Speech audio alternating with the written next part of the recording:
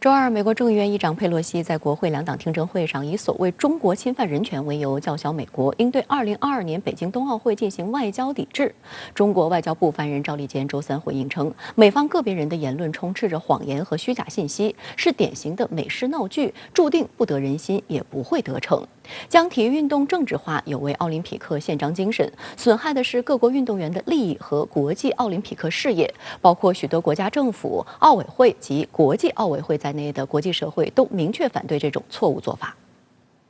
美方个别人基于意识形态和政治偏见，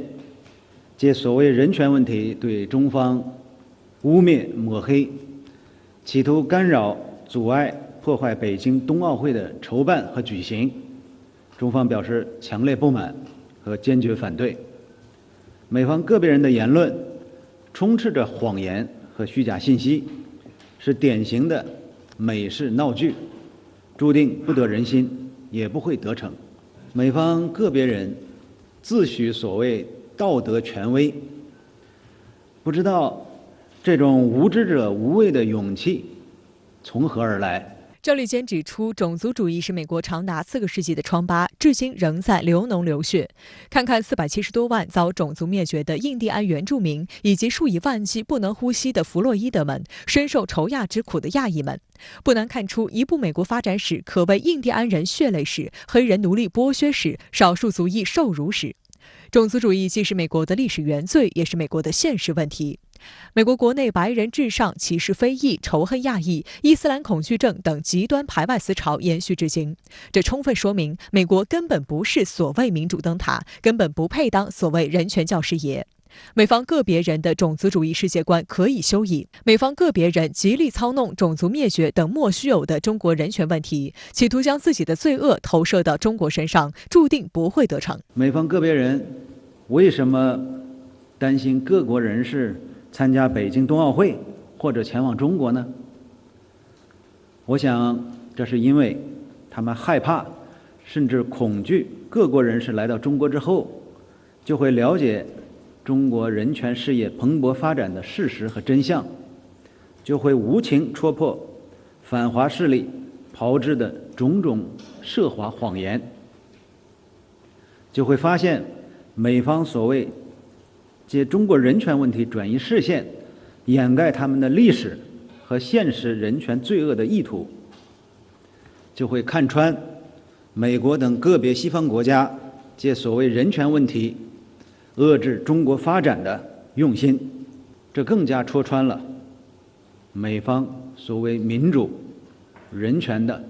虚伪面目。赵立坚最后强调，奥林匹克宪章明确要求维护和促进奥林匹克运动的独立性和政治中立性，将体育运动政治化有违奥林匹克宪章精神，损害的是各国运动员的利益和国际奥林匹克事业，包括许多国家政府、奥委会以及国际奥委会在内的国际社会都明确反对这种错误做法。我们有信心与各方一道，将2022年北京冬奥会办成一届简约、安全、精彩的奥运盛会。美方个别政客应停止利用奥林匹克运动搞卑劣的政治把戏，不要站在各国运动员和冬奥运动爱好者的对立面。在今天的外交部记者会上，对于佩洛西的荒谬表态，发言人赵立坚的回应语气平静而有力，似乎对此已经见怪不怪。赵立坚指出，美方个别人借所谓人权问题对中方污蔑抹黑，企图干扰、阻碍、破坏北京冬奥会的筹办和举行，注定不会得逞。而美方自己在人权问题上才是劣迹斑斑。在回答深圳卫视记者有关美国强迫劳动的提问时，赵立坚还拿出了一系列数据，指出在强迫劳动方面，美国更是一部典型的反面教材。我觉得首先佩洛西我们知道他是国会山上知名的反华政客，他同时也是民主党的这个领袖啊，是众议长。那么他实际上是代表了国会山上反华力量的声音啊，就试图干扰北京冬奥会的正常进行。但是我认为总体上来讲，从目前拜登政府的这个表态来讲，应该说他们没有这个迎合国会的这样一个要求。同时对于这个国会的相关的这样一个要求来说，世界各国的领导人更不可能去迎合或者屈服。值得注意的是，上周四，美国国务卿安东尼·布林肯在与澳大利亚外交部长马里斯·佩恩举行会谈后的联合新闻发布会上表示，美国政府认为现在没有必要讨论抵制即将到来的北京冬奥会。事实上，美国奥委会和残奥会主席苏珊·里昂已多次明确表示，美国国家奥委会不支持抵制北京奥运会的想法。他指出，我们认为美国队的年轻运动员不应该被当作政治上的棋子。美国白宫新闻秘书普萨基上个月也表示，美国没有与盟友讨论联合抵制2022年北京冬奥会。相关话题来连线中国国际问题研究院研究员杨希宇。杨先生你好。美国众议院议长佩洛西叫嚣，美国应对2022年北京冬奥会搞所谓外交抵制。今天外交部发言人严厉批驳相关言论，您对此如何看？佩洛西的这个举动呢，应该讲呢，是他一贯的反共产主义制度的这种立场决定的。实际上，不仅是这个冬奥会，在所有的这个问题上，比如说当年这个香港一些这个暴乱分子占领了香港议会大楼，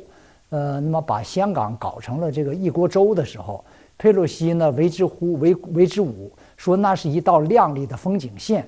那么是具有讽刺意味的，当着这个美国的暴乱者把这个美国的国会大厦占领的时候，那他又跳出来说呢，这是一场这个暴乱。我们很多人说这是美国政客的一种双重标准，其实呢，这只是一个表面现象。在美国政客佩洛西这种政客的双重标准之下呢，明显的反映出呢，他们这些政客呢是在民主人权问题上在玩弄的一种政治上的两面派。因此，在这一次的奥林匹克运动会这个问题上，明明奥运的精神是更高、更快、更强，是五大洲团结在一起，但是他一定要把这个问题呢，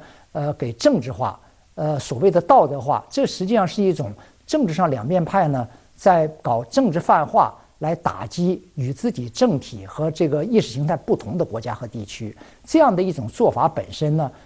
不仅严重的干扰了奥林匹克运动的发展方向，而且呢，也越来越深刻地暴露出美国的双重标准其实是在人权问题上耍的一种两面派，而他们并不是真正的关心民主和人权。